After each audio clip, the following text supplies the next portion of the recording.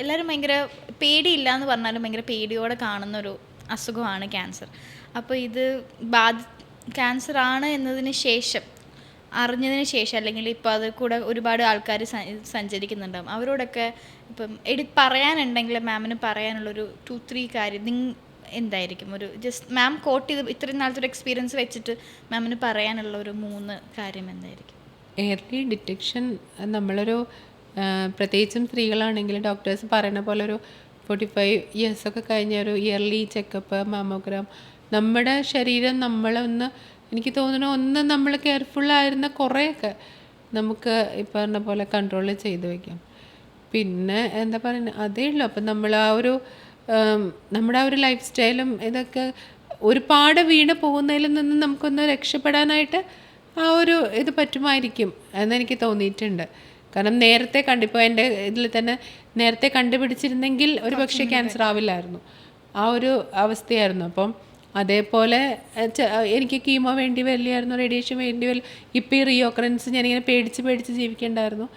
അപ്പോൾ അത് ഞാനിപ്പോൾ എല്ലാവരോടും പറയും. കാരണം ഇപ്പോൾ ആരെങ്കിലും എന്നോട് പറഞ്ഞ് ഇങ്ങനെ ലക്ഷ്മി ഇങ്ങനെ അതാണ് പറഞ്ഞാൽ ഞാൻ ഉടനെ സജസ്റ്റ് ചെയ്യും, കേട്ടോ വെച്ചുകൊണ്ടിരിക്കേണ്ട, ഡോക്ടറെ കാണും കേട്ടോ, അല്ലെങ്കിൽ അങ്ങനെ സജസ്റ്റ് ചെയ്യും. ആ ഒരു എപ്പോഴും ആ ഒരു പ്രോപ്പർ ഇതിൽ പോയി കഴിഞ്ഞിട്ടുണ്ടെങ്കിൽ നമുക്ക് കുറേയൊക്കെ നമുക്ക് കൺട്രോൾ ചെയ്യാം.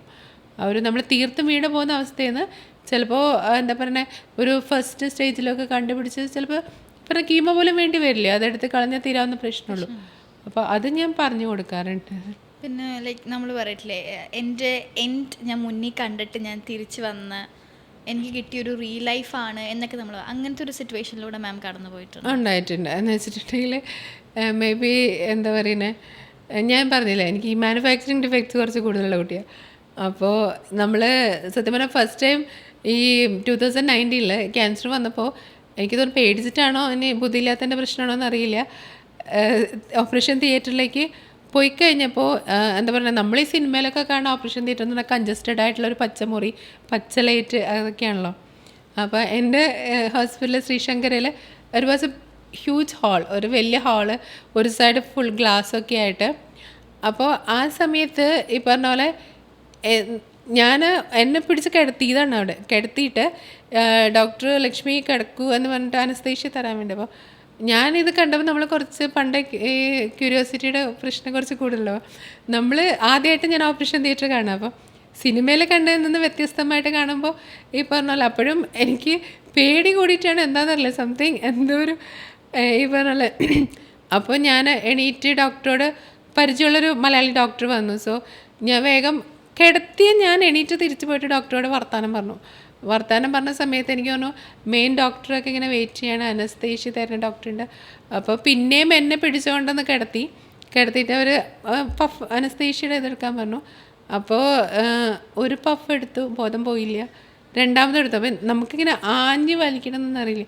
മൂന്നാമത്തെ ആയപ്പോൾ എന്നോട് ഡോക്ടർ വന്നിട്ട് വീട്ടിൽ വന്നിട്ട് പറഞ്ഞു, ലക്ഷ്മി ശരിക്കും എടുക്കൂ ഡോക്ടറിന് എന്നുവെച്ചാൽ അത് ഞാൻ എന്ത് ചെയ്തു, രണ്ടും കൽപ്പിച്ചങ്ങ് എടുത്തു.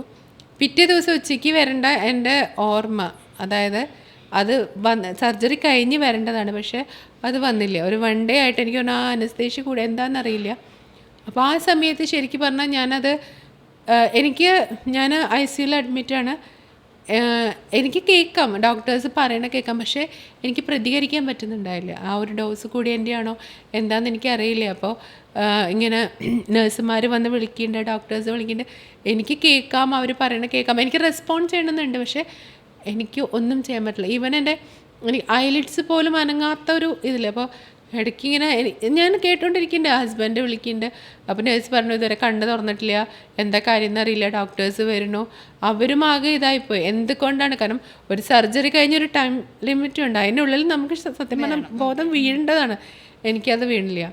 അപ്പോൾ അത് കഴിഞ്ഞ് ഹസ്ബൻഡ് അടുത്ത് വന്ന് വിളിക്കുന്നുണ്ട്. അപ്പോഴും എനിക്ക് പറയണം എന്നുണ്ട്, ഈ പറഞ്ഞ പോലെ എനിക്ക് കുഴപ്പമൊന്നുമില്ല, ഞാൻ ഓക്കെയാണ്, എനിക്ക് കാണാം, എനിക്ക് സംസാരിക്കാം, പക്ഷേ ഒന്നും പുറത്തേക്കല്ല. ആ സമയം ഞാൻ വിചാരിച്ചു ഞാൻ മരിച്ചു.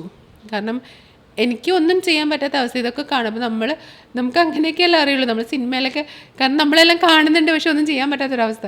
അപ്പോൾ ഞാൻ ആ സമയത്ത് ഞാൻ വിചാരിച്ചത് ഞാൻ മരിച്ചു, എനിക്ക് ഇനിയിപ്പോൾ ഒന്നും ഇതില്ല, അങ്ങനെ ഒരു അവസ്ഥ എനിക്ക് വന്നിട്ടുണ്ട്. ആ ഒരു അപ്പോൾ ആ സമയം അത്രയും എന്താ പറയുന്നത്, എൻ്റെ മരിച്ചുപോയ എൻ്റെ അച്ഛൻ്റെ അമ്മയും ഒക്കെ നമ്മൾ കാണുന്നതൊക്കെ അവരെ തന്നെയൊക്കെയായിരുന്നു. അപ്പോൾ ഞാൻ മരിച്ചു എന്നുള്ള ഒരു ആ ബോധം വീണ വരെ ഞാൻ ആ ഒരു എന്താ പറയുക, നമ്മുടെ മൈൻഡ് ഇതായിരിക്കാം, ആ ഒരു ഇതിലാണ്. ആ ഒരു ഇൻസിഡൻറ്റ് എനിക്ക് ഉണ്ടായിട്ടുണ്ട്. അതിന് ഇപ്പോൾ 2019 ഡിറ്റക്ട് ചെയ്തു, ഇപ്പോൾ 25 ഈ ഒരു ജേർണിയുടെ ഇടയ്ക്ക് ഇപ്പം ഫസ്റ്റ് പറഞ്ഞിട്ടുണ്ടായിരുന്നു ലൈക്ക് മുഖം കവർ ചെയ്തിട്ട് ഞാൻ ആരെയും കാണാതെ ഭയങ്കര റിസർവ്ഡ് ആയിട്ട് നടന്നതിൽ നിന്ന് ഇപ്പം ഇത്രയും ആൾക്കാരുടെ മുന്നിൽ നിന്ന് അല്ലെങ്കിൽ ഇത്രയും ആൾക്കാർക്ക് ഒരു എൻകറേജ്മെൻറ്റ് കൊടുക്കാൻ പറ്റുന്നുണ്ട്. അപ്പോൾ ആ ഒരു ചേഞ്ചിലോട്ട്, ആ ഒരു ലക്ഷ്മിയിൽ നിന്നും ഈ ഒരു ലക്ഷ്മിയിലോട്ടുള്ള ഒരു ചേഞ്ച് എന്തായിരുന്നു? ചേഞ്ച് ഒരു കാരണം ആ കുഞ്ഞായിരുന്നു. കാരണം അവളുടെ, ഞാൻ സത്യം പറഞ്ഞാൽ അവൾ എപ്പോഴൊക്കെ അഡ്മിറ്റ് ആവുന്നോ, എൻ്റെ ഫ്രണ്ടിൻ്റെ മോളായിരുന്നു, അപ്പോൾ കുഞ്ഞ് എപ്പോഴൊക്കെ അഡ്മിറ്റ് ആവുന്നോ അപ്പോഴൊക്കെ ഞാനും പോയി കൂട്ടിരിക്കുമായിരുന്നു. അപ്പോൾ അവളിൽ കൂടെയാണ് സത്യം പറഞ്ഞാൽ എന്ന് ഞാൻ ആ കുഞ്ഞിനെ കണ്ടു അന്നാണ് ഞാൻ ശരിക്കും പറഞ്ഞാൽ ഇത് മാറ്റുന്നത്. കാരണം ഞാൻ ബാംഗ്ലൂർ എന്നെ ആരും അറിയില്ല, എന്നാൽ പോലും എനിക്ക് ഈ പറഞ്ഞ പോലെ പുറം ലോകത്തെ എൻ്റെ രൂപം കാണിക്കാൻ ഞാൻ ഭയപ്പെട്ടിരുന്നൊരു സമയം ഉണ്ടായിരുന്നു. കാരണം ഈ പറഞ്ഞ അത് കുറച്ച് ഇതാണ്. കാരണം നമ്മൾ പ്രത്യേകിച്ചും ഞാൻ എന്താ പറയുക, ഒരു ഡാൻസറൊക്കെ ആയതുകൊണ്ട് നമ്മൾ കുറച്ച് ബ്യൂട്ടി കോൺഷ്യസും ഇതൊക്കെ ആയിരിക്കും. അപ്പോൾ ആ അവസ്ഥയിൽ നിന്ന് എനിക്ക് തന്നെ എന്നെ കണ്ടാൽ മനസ്സിലാവാത്തൊരവസ്ഥയുണ്ട്. ഐബ്രോസ് ഇല്ല, ഇതില്ല, ആകെ മുടിയില്ല, അങ്ങനെ. പിന്നെ ആ ഒരു ട്രീറ്റ്മെൻറ്റിൻ്റെ ഇതിലാകെ ആ സമയം എനിക്ക് തോന്നുന്നു എൻ്റെ സ്കിന്നൊക്കെ റേഡിയേഷൻ്റെ ഇതിൽ ഇങ്ങനെ ചുക്കി ചുളിഞ്ഞ് ഇതാക്കി ഒരു പ്രത്യേക ഒരു അവസ്ഥയിലേക്ക് വന്നു. അപ്പോൾ ഈ കുഞ്ഞിനെ ഇവളാണ് സത്യം പറഞ്ഞാൽ എൻ്റെ ആ ഒരു ഇത് മാറ്റിയത്. കാരണം ക്യാൻസർ എന്ന് പറയുമ്പോൾ ഇങ്ങനെയാണ്.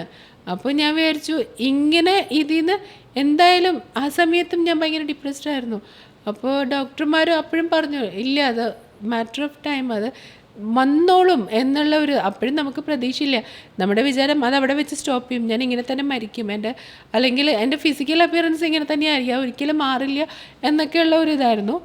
പക്ഷേ കുറച്ച് കഴിഞ്ഞപ്പോൾ എനിക്ക് ഇത് വന്നു, മുടി വന്നു, ഐബ്രോസും എല്ലാം പഴയ പോലെ തന്നെയായി. അപ്പോൾ ഞാൻ വിചാരിച്ചു കാരണം ഇങ്ങനെ തന്നെ ആവില്ലേ each and every person, cancer ആയിട്ടുള്ള ആൾക്കാരും ഈ സെയിം ഇതിൽ കൂടി ആയിരിക്കും കടന്നു പോയിട്ടുണ്ടാവുക അല്ലേ. അപ്പോൾ അങ്ങനെയാണ് ഞാൻ ഇതായത്. എന്താ പറയുക, അതിൽ നമ്മൾ നാണിച്ചിട്ടോ ഇതായിട്ടൊന്നും കാര്യമില്ല. ക്യാൻസർ എന്ന് പറയുമ്പോൾ തന്നെ ഒരു മുടിയില്ലായ്മയാണത്. അപ്പോൾ അതിൽ നിന്നും നമുക്ക് എന്ത് പോസിറ്റീവ് ഇതാക്കാം, നമ്മുടെ ആ ഒരു കണ്ടീഷനിൽ നിന്നും നമുക്ക് ഏത് രീതിയിലൊരു മോട്ടിവേഷണൽ ഇതാക്കാം എന്നാണ് ഞാൻ അവിടെ നോക്കിയത്. കാരണം ഒരുപാട് പേരുണ്ടാവും. കാരണം ഞാൻ അനുഭവിച്ച മാനസിക സംഘർഷങ്ങൾ, ഞാൻ രാത്രി മുഴുവൻ ഇരുന്ന് കരയുമായിരുന്നു.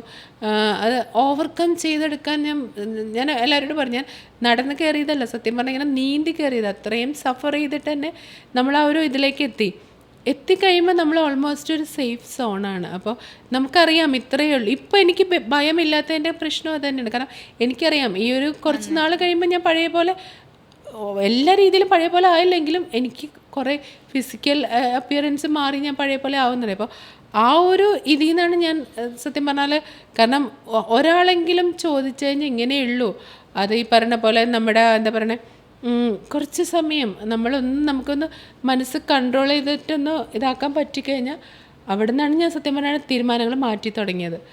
നമുക്ക് ഈ പറഞ്ഞ പോലെ ഒരാൾക്ക് പറഞ്ഞു കൊടുക്കാനാണെങ്കിലും ഇതാണെങ്കിലും ഈ പറഞ്ഞ പോലെ ഞാൻ ആര് കൗൺസിലിങ്ങിന് വന്നാൽ ഇതാക്കിയാലും ഞാൻ എൻ്റെ ഫോട്ടോസ് തന്നെയാണ് കാണിച്ചു കൊടുക്കുന്നത്. കാരണം മുടിയില്ലാത്ത ഫോട്ടോ ഇപ്പോഴും പഴയ പോലെ ആയിട്ടുണ്ട്. അപ്പോൾ ആ രീതിയിൽ തന്നെ പറഞ്ഞ് നമുക്ക് കൺവിൻസ് ചെയ്യാൻ പറ്റുള്ളൂ അല്ലേ. അല്ലാണ്ട് നമ്മളത് ഹൈഡ് ചെയ്തിട്ട് അല്ലെ ഞാൻ എൻ്റെ ഫോട്ടോ പബ്ലിഷ് ചെയ്യാണ്ട് എനിക്കങ്ങനെ ഉണ്ടായിരുന്നു എന്ന് പറയുന്നതിലൊരു അർത്ഥമില്ല. നേരെ മറിച്ച് നമ്മൾ മുൻകൈ എടുത്ത് ഇതിലേക്ക് വന്നു കഴിഞ്ഞാലാണ് അത് മറ്റൊരാൾക്കൊരു പ്രചോദനമാവുക. എനിക്ക് എല്ലാവരോടും പറയാനുള്ളത് എന്താ വെച്ചാൽ, നമ്മൾ കുറേയൊക്കെ ഒരു ലൈഫ് സ്റ്റൈൽ ചേഞ്ചസ് വരുത്തിയിട്ട് ഒരു സെൽഫ് എക്സാമിൻ ഒക്കെ ഒരു എയർലി ഡിറ്റക്ഷൻ ഒക്കെ ചെയ്തിട്ടുണ്ടെങ്കിൽ കുറേയൊക്കെ നമുക്ക് ഒരു സേഫ് സോണിലേക്ക് ഇതാക്കാം, പ്രിവെൻറ്റ് ചെയ്യാം. ഈ പറഞ്ഞ പോലെ ചിലപ്പോൾ ചെറിയ എന്തെങ്കിലും ഒരു ട്രീറ്റ്മെൻറ്റോ ഈവൻ കീമോ വരെ ഇല്ലാണ്ട് ഉള്ള കേസസും ഉണ്ട്. ആ ഒരു ചെറിയ ചെറിയ കേസാണെങ്കിൽ നമുക്ക്, അപ്പോൾ നമ്മൾ എന്താ പറയുക, പ്രത്യേകിച്ചും ലേഡീസ് ആ ഒരു സെൽഫ് എക്സാമിൻ ചെയ്യുക, ഒരു ഏജിന് ശേഷം ഒരു ഇയർലി ചെക്കപ്പ് ഇതായിട്ട് നടത്തുക. എന്തെങ്കിലും ഒരു ബോഡിയിൽ ചേഞ്ചസോ നമുക്കൊരു അബ്നോർമൽ ഫീലിംഗ് ഉണ്ടായിട്ടുണ്ടെങ്കിൽ, ഈവൻ ഒരു തലവേദനയാണെങ്കിൽ കൂടെ നമ്മൾ ഈ സ്വയം ചികിത്സയ്ക്ക് പോവാണ്ട് നമ്മളൊന്ന് കൺസൾട്ട് ചെയ്യുക. ജസ്റ്റ് നമ്മളെപ്പോഴും ഒരു ക്രോസ് ചെക്ക് ചെയ്യുക, അത് എന്തുകൊണ്ടും നല്ലതായിരിക്കും. അപ്പോൾ ഒരു prevention is better than cure അല്ലേ. ആ ഒരു ഇതാണ് എനിക്ക് പറയാനുള്ളത്. അതുപോലെ എന്തെങ്കിലും ഒരു കോട്ട് ഇത് പറയാൻ പറ്റുമോ? ലൈക്ക് നമ്മൾ പറയില്ലേ, നിങ്ങൾ എങ്ങനെയാണോ അതുപോലെ നിങ്ങൾ ഇഷ്ടപ്പെട്ടിട്ട് മാറും എന്ന് ചിന്തിച്ച് മുന്നോട്ട് ജീവിക്കുക എന്ന് നമ്മൾ ഒരു കോട്ട് പോലെ പറയില്ലേ. ഇപ്പോൾ ഒരു ക്യാൻസർ പേഷ്യൻസിനെ കേൾക്കുമ്പം ഒരു മോട്ടിവേഷൻ തോന്നുന്ന രീതിയിലുള്ള കോട്ട് പോലെ എന്തെങ്കിലും പറയാൻ, കോട്ട് ചെയ്ത് പറയാൻ എന്തെങ്കിലും ഉണ്ടാവും? തോറ്റു കൊടുക്കാതിരിക്കുക. നമ്മൾ എന്താണെങ്കിലും നമ്മളെ തോപ്പിക്കാൻ ശ്രമിക്കുന്നത് നമ്മൾ അത് ഇല്ലാതാക്കുക. ഉണ്ടാവും പ്രതിസന്ധികളുണ്ടാവും, വേദനകളുണ്ടാവും. ഈ പറഞ്ഞ പോലെ ഈ നമുക്കുള്ള ഒരു വേദനയില്ലേ, ഈ വേദന നമ്മളിങ്ങനെ വേദനിപ്പിച്ച് അവസാനം ഈ വേദനയ്ക്ക് നമ്മളെ വേദനിപ്പിക്കാൻ പറ്റാത്തൊരവസ്ഥ വരും. അതൊരു നമ്മുടെ ഒരു റുട്ടീനായി മാറുകയാണ്. കാരണം നമ്മൾ കുറേ വേദന കഴിച്ച് വരുമ്പോൾ പിന്നീട് നമുക്ക് ആ ഒരു വേദന അല്ലാതാവുന്നൊരവസ്ഥയുണ്ട്. അപ്പോൾ എല്ലാം നമ്മുടെ ഒരു മെൻ്റൽ ഇതാണ്. അപ്പോൾ നമ്മൾ തോറ്റു കൊടുക്കില്ല എന്നൊരു ഇത് നമുക്ക് എന്താ പറയുക, ആദ്യം നമ്മളൊരു തീരുമാനം എടുത്തിട്ടുണ്ടെങ്കിൽ എന്തും ഫേസ് ചെയ്യാം. Thank you so much. Thank you.